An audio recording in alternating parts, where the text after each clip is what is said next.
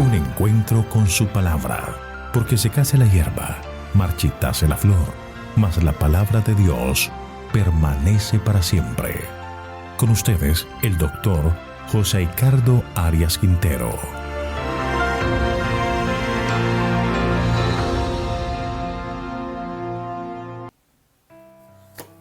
Hoy estudiaremos el pequeño libro de Abdías. Para ello vamos a orar. Querido Señor, te agradecemos por tus bondades, por tu misericordia, por el amor que nos das al otorgarnos un día más de vida. Y por eso venimos hoy con corazones dispuestos a ser guiados por tu Espíritu en el estudio de tu palabra. Señor, ayúdanos a tener la sabiduría suficiente para sacar lecciones espirituales que puedan fortalecer nuestra fe.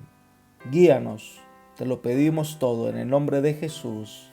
Amén. Vamos a estudiar el libro de Abdías, que está constituido por un solo capítulo. El nombre de Abdías significa siervo de Jehová. Este era un nombre común entre los judíos de los tiempos del Antiguo Testamento. La ubicación del ministerio de este profeta no es clara, porque en este pequeño libro no habla de un rey, así que dependemos de la evidencia interna para tratar de determinar la fecha del libro. Si miramos los versículos 10 al 14, habla de una época en que Jerusalén fue conquistada. Algunos comentadores encuentran similitud en la descripción que ofrece Abdías sobre la destrucción de Jerusalén con la destrucción que ofrece Jeremías y Ezequiel contra el reino de Edom. Entonces se ubica este libro más o menos en la época de la destrucción de Jerusalén en manos de Babilonia en el año 586 a.C. El tema del libro de Abdías es describir el castigo que ha de venir a Edom a causa de su crueldad con Judá durante un tiempo de crisis y el triunfo final del pueblo de Dios y del reino de Dios. Cabe recordar que Edom eran los hijos de Esaú, por lo tanto hermanos de Jacob. Así que eran familiares cercanos con los judíos, pero mantuvieron una enemistad todo el tiempo, enfrentamientos, guerras, y finalmente Edom se une a las naciones para acabar con Israel. Es por su actitud que recibe la reprimenda de parte de Dios. Por eso el título del capítulo es Humillación de Edom. Dios llamó a Abdías, no se sabe cuándo ni cómo. No conocemos quién era su padre, ni sabemos qué hacía antes de ser llamado al oficio de profeta. Pero Dios toma a una persona desconocida para hacer una obra especial. No importa el origen, no importa qué está haciendo, Dios desea usar a esta persona para que sea su mensajero. Dios ve el potencial en esa persona y le da una tarea especial. Esa puede ser la descripción de muchos siervos de Dios hoy. Dios puede hacer grandes cosas por tu intermedio si le permites responder a su llamado. El versículo 1 dice: Visión de Abdías. Jehová el Señor ha dicho así en cuanto a Edom. Hemos oído el pregón de Jehová. Un mensajero ha sido enviado a las naciones. Levantaos, levantémonos en batalla contra este pueblo. Este versículo comienza con 3 palabras que constituyen el título del libro: Visión de Abdías. Nada más se nos dice con respecto a este profeta, ni cómo fue llamado. Lo único que describe es la obra para la que el Señor llamó a este hombre fiel, para hacer una profecía contra Edom. Porque aunque el pueblo de Israel merece el castigo por su maldad, eso no justifica la actitud de indiferencia, burla y crueldad manifestada por Edom contra su pueblo. Este mensaje describe lo que va a pasar a Edom, pero el profeta lo describe como si ya hubiera ocurrido. Solo es el tema de los versículos 2 al 4. Este pueblo el Señor lo hará el más pequeño e insignificante de la tierra, pero es un pueblo orgulloso lleno de soberbia en su actuar, y además se sentían seguros. Una de las ciudades más importantes de Edom era Sela, y era una ciudad inexpugnable. Quedaba rodeada por una hendidura entre las montañas rocosas, que era rodeada por precipicios rocosos. Los griegos llamaron Petra. Los edimitas vivían entre montañas rocosas que le hacían sentir muy seguros. Por eso se describe su orgullo. Dice el versículo: ¿qué dices en tu corazón? ¿Quién me derribará a tierra? Pero el Señor toma el orgullo del hombre y su soberbia y lo echa por tierra. Los hombres somos expertos en labrarnos grandes monumentos y creer que estamos seguros porque lo han hecho expertos. Pero eso ante Dios no vale nada. El versículo 4 dice: aunque te remontaras como águila y entre las estrellas pusieras tu nido, de ahí te derribaré, dice Jehová. La destrucción que vendrá sobre Edom no podrá escapar de ella. Ante el juicio divino, Edom es impotente de hacer frente a la invasión que vendrá sobre ellos. En los versículos 5 al 7 se describe la gravedad de la destrucción que vendrá sobre Edom. Leamos los versículos 5 y 6. Si ladrones vinieran a ti, o robadores de noche, como has sido destruido, ¿no hurtarán lo que necesitan? Si entraran a ti vendimiadores, ¿no dejarían algún rebusco? Como fueron saqueadas las cosas de Saúl, sus tesoros escondidos fueron buscados. El profeta habla de la retribución a sus obras malignas. Se describe grandemente que esta nación será despojada totalmente. Los ladrones, cuando llegan a un lugar, algo dejan, pero en el caso de Edom, fueron saqueadas todas las cosas de Esaú. Sus tesoros escondidos fueron buscados, y los aliados que tenía con quienes había hecho pacto y la hacían sentir segura, pues llegará el momento en que estos aliados le darán la espalda y serán los primeros en venir en su contra. Leamos el versículo 7. Todos tus aliados te han engañado, hasta los confines te hicieron llegar, los que estaban en paz contigo te han derrotado, los que comían tu pan pusieron trampa debajo de ti, no hay en él inteligencia. Sería traicionado, despojado, destruido por su maldad. Es más, hasta sus hombres sabios y todos los valientes, todo el ejército de Edom será destruido completamente. Los versículos 8 y 9 dice que nada quedará en Edom que pueda servirle para defenderse. Por eso llegará a ser muy pequeño entre las naciones de la tierra. La razón de tal castigo se debe a la manera cruel en que Edom trató a Israel en el día en que Judá estaba siendo tomada y destruida, quizás por los babilonios. Es el tema de los versículos 10 al 14. Vamos a leer el versículo 10. Por haber maltratado a tu hermano Jacob, te cubrirá vergüenza y serás exterminado para siempre. Este pueblo, los edomitas, eran hermanos de Jacob, eran parientes cercanos, pero desde el mismo comienzo la rivalidad entre los dos fue tremenda. Así que cuando Jerusalén fue rodeada por el ejército de enemigo, que comienza su obra de devastación, la actitud de Edom fue contemplar con placer, sentir regocijo por lo que estaba pasando y además expresiones de burla contra Israel. Su satisfacción era grande al saber que los israelitas estaban siendo destruidos. Leamos el versículo 12. No debiste alegrarte del día de tu hermano, del día de su desgracia. No debiste alegrarte de los hijos de Judá el día en que perecieron, ni debiste burlarte en el día de su angustia. Pero no solamente era un mirador pasivo, sino que actuó en contra de sus hermanos en ese momento, al facilitarle las cosas a los enemigos de Israel. El marco histórico de estos versículos son los sucesos de la destrucción de Jerusalén hecha por Nabucodonosor en el año 586 a.C. Los edomitas al parecer participaron de esta invasión de dos maneras.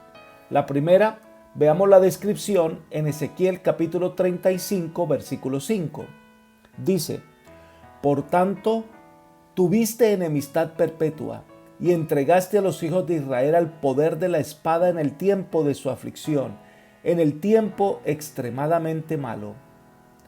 Entraron también con los babilonios a despojar y además a indicarle al ejército enemigo lo que ellos debían hacer. Y en segundo lugar, conociendo las rutas de escape de los israelitas, ellos entonces los interceptaron y mataron a algunos y a otros entregaron en manos de los babilonios. Leamos Abdías, versículo 14. Tampoco debiste haberte parado en las encrucijadas para matar a los que de ellos escaparon, ni debiste haber entregado a los que quedaban en el día de angustia. Dios, al ver a Edom con una alegría terrible ante el mal que le venía a Israel, ellos estaban celebrando para que Israel fuera destruido.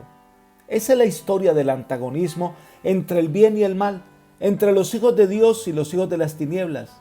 Estos últimos se alegrarán por las cosas malas que puedan pasarle a los fieles siervos de Dios. Antes se unen con los burladores, se unen con los perseguidores. Su deseo es la aniquilación de aquellos que predican con claridad las palabras de verdad. Entonces el Señor da el decreto contra Edom. Leamos los versículos 15 y 16. Porque cercano está el día de Jehová sobre todas las naciones. El juicio divino no solo había de venir a su pueblo infiel, sino también a las naciones que atacaron sin misericordia al pueblo fiel de Dios. Es el día de ajuste de cuentas, pero también el día en que cosecharán lo que sembraron. Sigue diciendo el versículo: como tú hiciste, se hará contigo, y tu recompensa volverá sobre tu cabeza. De la misma manera en que actuaron en contra del pueblo de Dios, la retribución vendrá. En la Biblia abunda escenas en las que los impíos actuaron en contra del pueblo de Dios, o en contra de un profeta, o en contra de un siervo de Dios, y ese mal que ellos hicieron les vino a ellos. Lo que ellos sembraron para otros, ahora ellos lo están cosechando. Leamos el versículo 16, que es una de las declaraciones más difíciles de entender. Dice: de la manera que vosotros bebisteis en mi santo monte, beberán continuamente todas las naciones, beberán, engullarán y serán como si no hubieran existido. Los impíos tuvieron la oportunidad de conocer la obra salvadora que Dios realizaba en favor de ellos, pero en vez de reconocer a Dios, siguieron su camino impío. Entonces Dios los destruirá y será como si nunca hubieran existido. Es el castigo final que recibirán todos los paganos. El impío será totalmente destruido. Esto es lo que pasará al final de los 1000 años, tomando la palabra profética. Todos los impíos serán destruidos. No quedará de ellos ni raíz ni rama. El mal desaparecerá y los malos nunca más serán sobre la faz del universo. Será como si nunca hubieran existido. Elena de White, en visión profética, describe lo que pasará. Dice: entonces vendrá el fin. Dios vindicará su ley y librará a su pueblo. Satanás y todos los que se han unido con él en la rebelión serán cortados. El pecado y los pecadores perecerán, raíz y rama. Satanás la raíz y sus seguidores las ramas. Entonces no será el malo y contemplará sobre su lugar y no perecerá. Será como si no hubieran sido. Este no es un acto de fuerza arbitraria de parte de Dios. Los que rechazaron su misericordia ciegan lo que sembraron. Dios es la fuente de la vida, y cuando uno elige el servicio del pecado se separa de Dios y se separa así de la vida. Queda privado de la vida de Dios. Cristo dice: todos los que me aborrecen aman la muerte. Por una vida de rebelión, Satanás y todos los que se unen con él se colocan de tal manera en desarmonía con Dios que la misma presencia de Él es para ellos un fuego consumidor. La gloria de aquel que es amor lo destruye. Libro deseado de todas las gentes, página 712. Entonces viene la promesa de restauración para el pueblo de Dios. Ese es el tema de los versículos 17 al 21. Dios va a hacer venir a su pueblo. Dios restaurará a su nación santa. Los de Edom por su parte serán destruidos para siempre. Miremos esto por partes. Número 1. Dios salvará a su remanente, versículo 17. Mas en el monte Sión habrá un resto que se salvará, será santo, y la casa de Jacob recuperará sus posesiones. Estos serán santos, apartados para la obra del Señor. Serán otra vez el pueblo de Dios. Serán el pueblo que ocupará su lugar como estandarte para guiar a los hombres a la salvación. Lamentablemente, Israel no cumplió completamente su papel. Al despreciar a Cristo como el Mesías, firmaron la sentencia final sobre ellos como pueblo escogido. En segundo lugar, la nación santa de Dios volverá a estar unida. José y Jacob unirán para ser el fuego consumidor para los impíos como Edom. Es decir, esta nación llevaría adelante el plan de Dios. En tercer lugar, el versículo 19 habla que Israel, el reino del norte, como tal, se unirá al pueblo que Dios restablecería. Como estado independiente, no existirá más. Elena de White dice: a las 10 tribus durante mucho tiempo rebeldes e impenitentes, no se les prometió una restauración completa de su poder anterior en Palestina. Libro Profetas y Reyes 222. Israel volverá a ser uno. Ya no serán las 10 tribus por un lado y las 2 tribus por otro lado. No, volverán a ser una nación.